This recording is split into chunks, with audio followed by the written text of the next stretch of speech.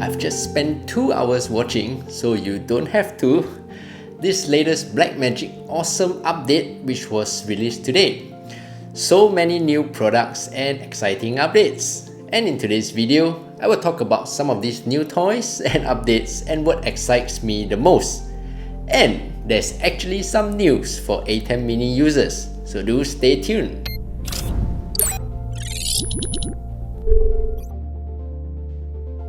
Hey, what's up everyone? I'm Steph. I run a production house here in Singapore doing photography, videography, live streams and basically everything tech. Welcome to my channel. 2 weeks ago, in anticipation of NAB 2024, YouTuber Mike Tobin spoke about Blackmagic has been too quiet. He predicted updates to the Video Assist, Blackmagic camera app, DaVinci Resolve and a new camera. If only this was the lottery predictions, he would have struck the jackpot and become a millionaire. Well, jokes aside, there were actually more than these 4 updates that he got correctly.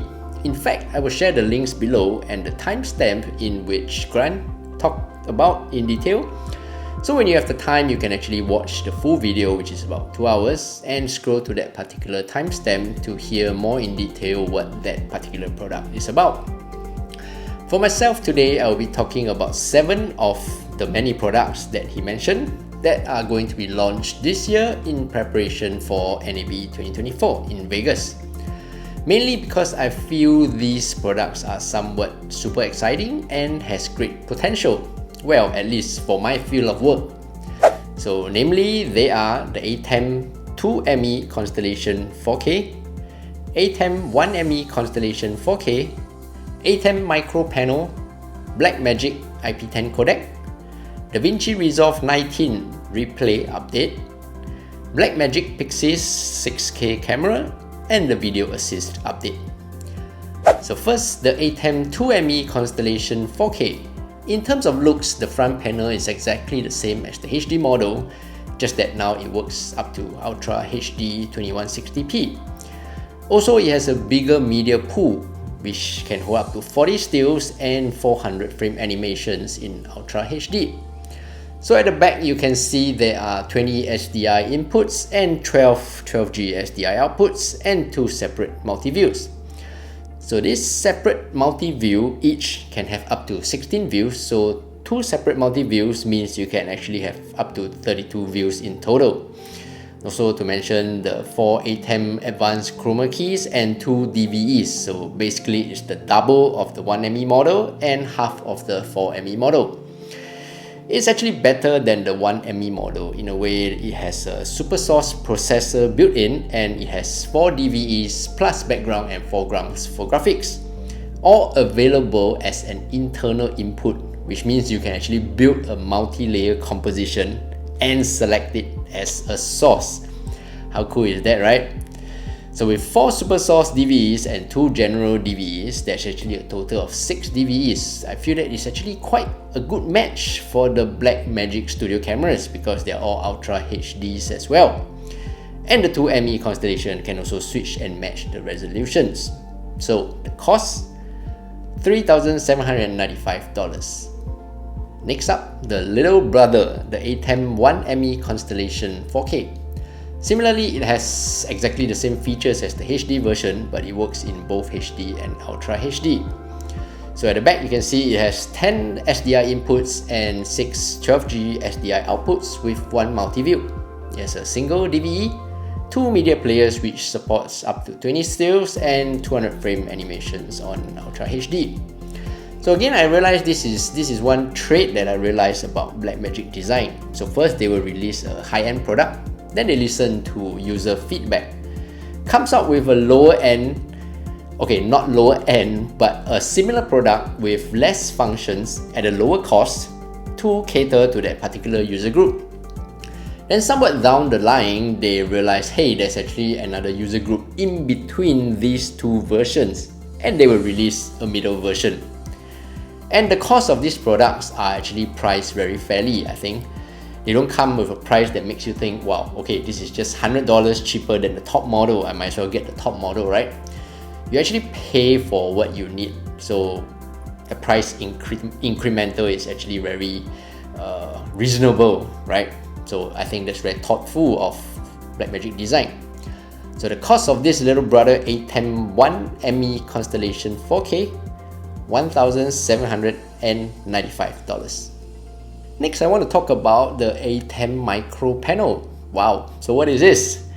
This product actually makes me pretty excited because maybe first of all, it looks like one of the Atem Mini models.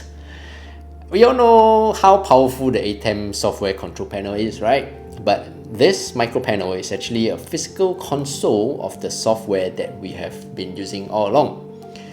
Pushing buttons on software is so tricky, right? Especially in live productions. You all know how it feels, right? Well, at least for me, I'm more of an old school person. I prefer to press physical buttons than clicking a mouse to control keys on a digital panel.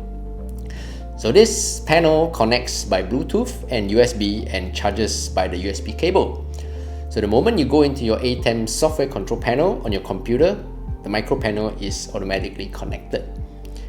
There you see we have two sets of 10 inputs of buttons, one for program and one for preview, and a shift button to control the second set of 10 buttons. So all the buttons that you use frequently on the software, they are all pressable. Is there such a word, pressable? Yeah, they're all pressable buttons now. So the usual transition button, macros, there's also a fader as well. You can also switch MEs with the buttons here. So let's say your MEs are mounted on the rack, right? So the micro panel will be able to connect to that particular one and operate it like you would for the digital software control panel. So what's the cost of the Atem micro panel? $675.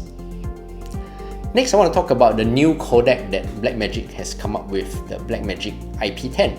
So it's actually a very simple design that looks something like this.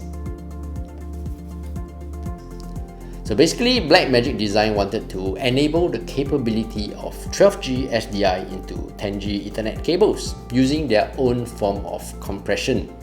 As we all know, to use 12G cables, you need a minimum of 25 gigabit Ethernet, and is primarily used for 2160p video formats at 60 frames per second, which also means very costly optic fiber cables. So they wanted to do Ultra HD using 10G Ethernet cables.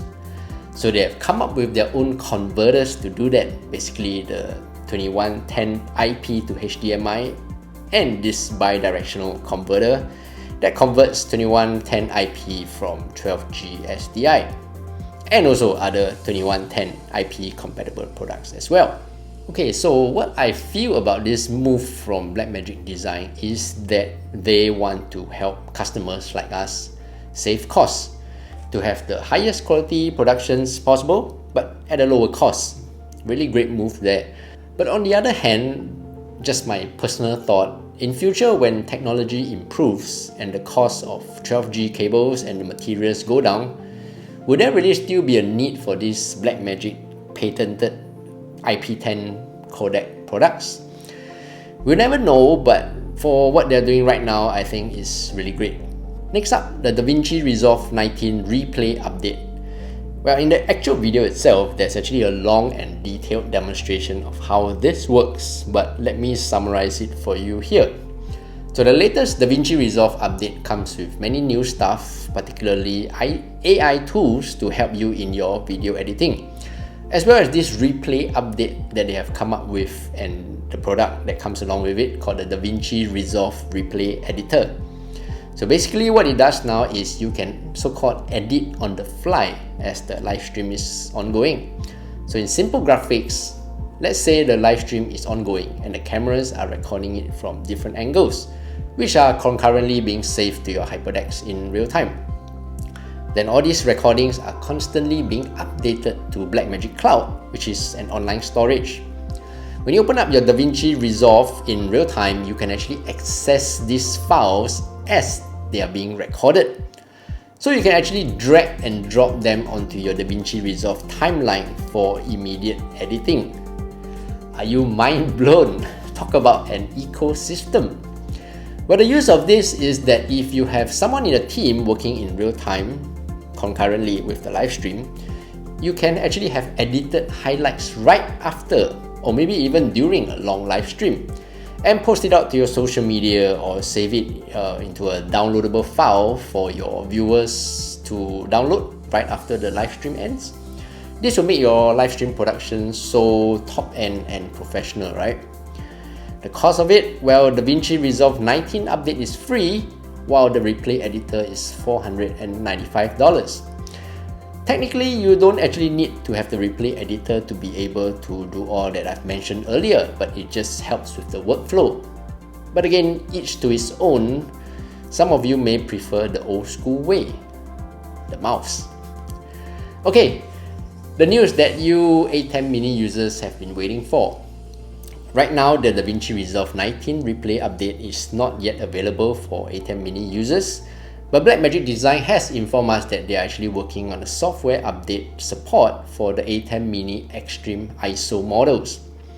Well, the ISO files are encoded in H64, right? So it's slower and have some latency issues, and it's larger as well. But at the end of the day, it still works. So how this works is that the software update will enable DaVinci Resolve to access the USB recorders which are connected to your Atem Mini consoles, to grab the video files and put them there so you can grab and load them onto the timeline for editing. Hooray! It's a small piece of news for Atem Mini users, but nevertheless, at least they didn't forget you guys, right? Okay, cameras. The next product I want to talk about is the Blackmagic Pyxis 6K, a cube or box form factor styled camera, which has the same image sensor and color processor as the Blackmagic Cinema Camera 6K. It's a full frame camera and super customizable. It has a 36x24mm sensor and a low pass ND filter, offering a dynamic range of 13 stops. The resolution is 6048x4032 maximum resolution, which is almost 3 times larger than a Super 35. It also has a dual native ISO of up to 25,600, which means this camera should perform very well in low light. Here are some sample shots from the camera from Blackmagic Design. You can also mount different accessories to the camera and make it very adaptable. For recording, there are 2 CF Express card recorders which has hot swapping capabilities, which means that it can continuously record and swap to the other CF card if one of them is full.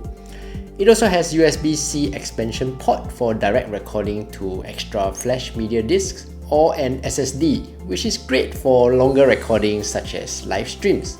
Okay, why do I say it excites me? First, it's a digital film camera from Blackmagic Design, and the cube form factor just appeals to me visually. It's fully customizable and the price is very competitive. It costs $2,995 and also available in EF mount. The PL mount goes for slightly higher at $3,195. Okay, the last product I want to talk about is the Blackmagic Video Assist. We all know how good these few monitors are, right? So I shan't go into the features. The update to this, price drop.